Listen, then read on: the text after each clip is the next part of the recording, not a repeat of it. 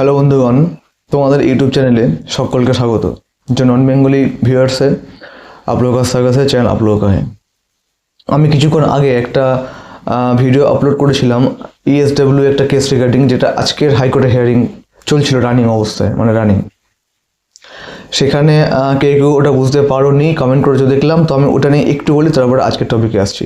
প্রথমত মানে ইএসডব্লিউ যে কেসটা প্রথম থেকেই বলেছিলাম যে এখানে প্রচুর ফেক ঢুকে আছে, মানে যারা অ্যাকচুয়ালি এসডব্লিউ না কিন্তু সার্টিফিকেট ক্যাফে থেকে এদিক ওদিক থেকে বের করে সাবমিট করেছে, এবং সেখানে ডুপ্লিসিটিটা এত পরিমাণে হয়েছে যে আজকে কমিশনের যে ডিফেন্স লয়ার, আমি নামটা বললাম না, তোমরা দেখতেই পেয়েছো ভদ্রলোককে, রীতিমতন একদম লাজে গোবরে।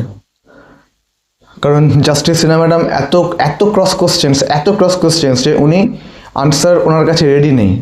উনি এদিক ওদিক যেদিক করে হোক জোড়া তালি মেরে গোজা মিল দিয়ে জিনিসটাকে রিকভার করার চেষ্টা করছে বা সামাপ করার চেষ্টা করে যাচ্ছে সমানে। ঠিক আছে, সেখানে ইডব্লিউএস আমি যেটা বলেছিলাম যে এখানে প্রচুর ডুপ্লিকেট ঢুকে বসে আছে, যারা অ্যাকচুয়ালি আমি অনেক ভিডিওতে বলেও ছিলাম, সেই জিনিসটাই আজকে অনেকটা খোলসা জিনিসটা হলো, যেটা আমি আপলোড করেছি। ভিডিওটা পারলে একটু পুরোটা স্কিপ না করে দেখবেন, আমি বুঝতে পারবেন না। যারা দেখছো বা দেখেছো পুরোটা দেখবে। তো মেন মোদ্দা কথা এটাই উঠে এসছে ভিডিওর যে সামাপ যদি বলতে হয় আমাকে, আমি এটাই বলছি যে ইএসডব্লিউ যারা অ্যাকচুয়ালি তারা বঞ্চিত হয়েছে, এবং পরে ডেট ইস্যু হওয়ার পরে যারা সাবমিট করেছে, এই ডেটের একটা কারচুপি রয়েছে সাবমিশনে। এই হচ্ছে ব্যাপার আজকে। এইবারে আসি মেন টপিকে।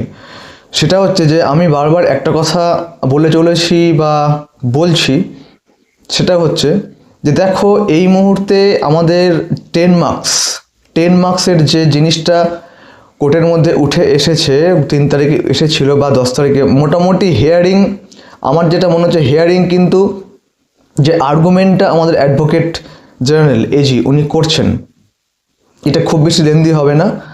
এক্সপেক্টেড কি 10 তারিখেই আর্গুমেন্টটা শেষ হবে। এইবার প্রশ্ন হচ্ছে যে ভার্ডিক্টটা ম্যাডাম দিয়ে দেবেন নাকি রিজার্ভে রাখবেন, এটা একটা ইস্যু মিনস হচ্ছে এটা একটা পয়েন্ট এবং ভ্যালিড। কারণ 10 তারিখে কিন্তু আর্গুমেন্ট কমপ্লিট হয়ে যাবে, এটা গ্যারেন্টি। কারণ ওই দিনই মানে 3 তারিখে ম্যাডাম অনেকটা একটু তাড়াতাড়ি করছিলেন যে আর্গুমেন্টটা শেষ করার জন্য, কিন্তু উনি বললেন না আমার এখনও সময় লাগবে, তো আমি নেক্সট ডেট মানে 10 ফেব্রুয়ারি উনি আর্গুমেন্টটা কন্টিনিউ। কিন্তু আর্গুমেন্ট খুব বেশি টাইম নেবে না, আর্গুমেন্ট কমপ্লিট হয়ে যাবে। রায়টা বা ভার্ডিক্ট বা ফাইনাল ডিসিশন যেটা, সেইটা উনি যদি দিয়ে দেন তো বেটার, নাহলে কিন্তু রিজার্ভ রাখলে আবার কখনো পরে আবার ডেট পড়তে পারে। এটা একটা ইস্যু মানে কারণ। দ্বিতীয় হচ্ছে এই রিগার্ডিং আমি একটা কথা বলতে চাই, সেটা হচ্ছে যে দেখো 10 মার্কস যদি বাদ দেয় বা থাকে, ইস্যু ওটা না। ইস্যুটা হচ্ছে যে 10 মার্কস যদি এরকম, আমি বলছি এক্সাম্পল দিচ্ছি, মিন করছি না, কিন্তু যদি বলা যায় না 10 মার্কসটা ইন্টারভিউয়ের আগে দেওয়াটা মানে ইন্টারভিউয়ের আগে অ্যাড করে দেওয়াটা আনকনস্টিটিউশনাল, ইন্টারভিউ বোর্ডে গিয়ে মানে পরে দিতে হবে 10 মার্কস। ঠিক আছে, যদি এরকম কিছু পয়েন্ট উঠে আসে তাহলে সেক্ষেত্রে আমি একটা কথাই বলবো যে যদি ইন্টারভিউয়ের আগে না দিয়ে যদি 10 মার্কসটা আবার পরে অ্যাড করে মানে করার কথা বলা হয়, তাহলে কি হবে, রিপ্রসেস ইন হবে, মানে আবার ভেরিফিকেশন লিস্ট ওদের বের করতে হবে 10 মার্কস মাইনাস করতে করতে গিয়ে।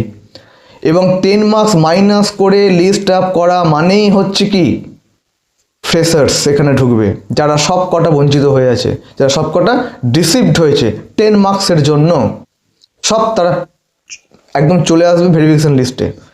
সাবজেক্ট ওয়াইজ আসবে, একদম ক্যাটেগরি ওয়াইজ সাবজেক্ট ওয়াইজ, যে সাবজেক্টে আছে, খাস করে মাদার সাবজেক্ট যেগুলো আছে সেগুলোতে তো আসবেই, কিছু করার নেই। ফ্রেশার্স যারা একাডেমিকে 10 বা 8 এবং 60-এর মধ্যে 57, 58, 59, 60 যদি এরকম, তাহলে এই প্রসেসটা অ্যাপ্লাই করে, মানে এই টেকনিকটা যে 10 মার্কসটাকে মাইনাস করে লিস্ট আপ আবার করতে হবে, তাহলে প্রসেসটা অনেক লম্বা যাবে, লেন্দি হবে, অনেকটা লেন্দি হয়ে যাবে। ঠিক আছে, এবং এই ক্ষেত্রে আমি একটা কথা আবারও মানে একটু রিমাইন্ডার দিয়ে দিচ্ছি, আমি আগে বলেছিলাম যে সেক্ষেত্রে 31 আগস্টের মধ্যে টোটাল প্রসেস কমপ্লিট হবে কি না আমার সন্দেহ আছে, আমি ফ্র্যাঙ্কলি বললাম। হয়তো আবার ডেট এক্সটেন্ড হতে পারে, ইন সার্ভিসটা আবার ওরকম এক্সটেনশন পেতে পারে। যদি এরকম প্রসেসটা হয়ে যায় যে 10 মার্কস বাদ দিয়ে আবার লিস্ট আপ করো এবং সেখানে 10 মার্কস যাদের পাওয়ার মানে যোগ্য তাদেরকে ইন্টারভিউ গিয়ে দাও, পরে আগে না তাহলে লিস্ট টোটালি হয়ে যাবে।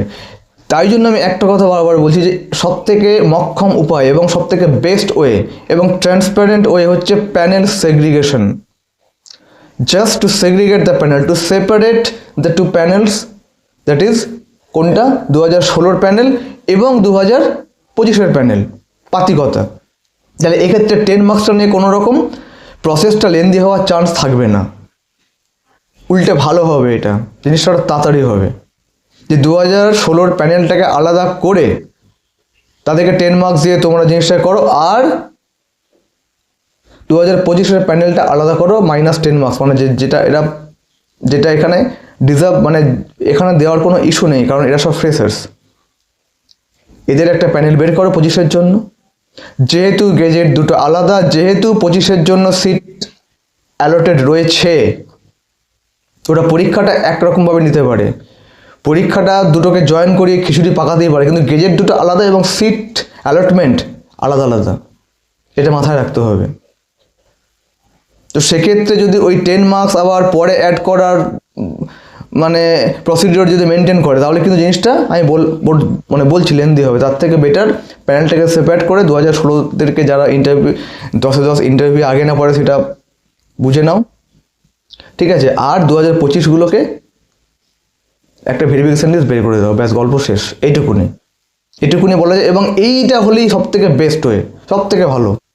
জানি না কি হতে চলেছে, তবে এক্সপেক্টেড কি মোস্ট প্রবাবলি যেটা আমার মনে হচ্ছে বা যেটা হয়তো বুঝতে পারছি, যে প্যানেল আলাদা করে দেওয়াটা এটাই সব থেকে ভালো একটা পদ্ধতি, এবং সে পথেই হয়তো হাঁটতে চলতে পারে।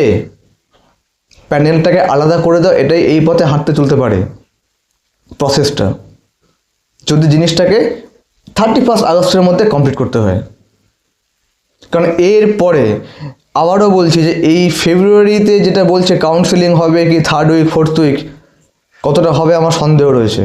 এবং ফেব্রুয়ারিতে এই 11-12 কাউন্সেলিং পেন্ডিং রাখছে, তার একটাই কারণ যে কাউন্সেলিং হয়ে যাওয়া মানেই কিন্তু 9-10 যে ভেরিফিকেশন লিস্ট বের করে বসে আছে ওদের প্রসেস ইন করা, কারণ ওদের প্রসেস ইন করা মানে আবার পোর খুলবে, হাঁড়িটা ভাঙবে, কারণ ওই 9-10 ভেরিফিকেশন লিস্টে প্রচুর টেন্টেড ঢুকে বসে আছে, গল্পটা একই হবে, মিলিয়ে নিও। ওই জন্য ওরা ইচ্ছে করে ডেলিবারেটলি ইন্টেনশনালি এই 11-12 কাউন্সেলিংটাকে পেন্ডিং রাখছে, হ্যাঙ্গিং মোডে রেখে দিয়েছে, পেন্ডুলাম মোডে, যে ফেব্রুয়ারিতে 3rd উইক কি 4th উইক হবে। কারণ ওরা ভালো মতন বোঝে যে এইটা হয়ে যায় মানে 9-10, আর 9-10 মানে ওই জিনিসটা একটু সময় লাগছে এবং সময়টা লাগবে। 10 মার্কস ভার্ডিক্ট যেদিন দেবে খুব শীঘ্র দিয়ে দেবে, এটা এক্সপেক্টেড এই ফেব্রুয়ারিতেই দেবে, এটুকুনি আমি তোমাদের বলতে পারি আগাম অ্যাডভান্স, যে 10 মার্কসের যে ফাইনাল রায় বা ভার্ডিক্ট এই মাসেই ফেব্রুয়ারিতেই দেবে, কনফার্ম থাকো একদম। একটু সময় লাগছে লাগুক, কিন্তু যেই জটগুলো পাকাচ্ছে এবং জটগুলো খুলছে সেইগুলো নিয়ে যেন পরবর্তীকালে আর কোনো ইস্যু না ক্রিয়েট হয়, এইটা ভাবা এখন খুব দরকার, প্রত্যেকের ভাবা দরকার। সে ফ্রেশার্স হোক, ইন সার্ভিস হোক, গ্রুপ ডিসি যা হোক না কেন, প্রত্যেকের যারা যোগ্য ডিজার্ভিং ক্যান্ডিডেটস, যে জটটা পেকে গেছে সেটা খুলছে আস্তে আস্তে, ঠিক আছে, কিন্তু এমনভাবে খুলুক যাতে পরবর্তীকালে এইটা নিয়ে আর কোনো ইস্যু ক্রিয়েট না হয়। এই জন্য সময়টা লাগছে, আমি এই সেন্সে বলছি পজিটিভ, যে একটু সময় বা ধৈর্য আমাদের রাখতে হবে, মানতে হবে, এটা কিছু করার নেই বন্ধুগণ। এইটুকু কথা বলার ছিল। এখন দেখা যাক আমাদের 10 ফেব্রুয়ারি পাখির চোখ, পজিটিভ কিছু আউটকাম কি হয় দেখা যাক, কি প্রসিডিওর ওরা মেনটেন করে এটা দেখা যাক, একটা কথা।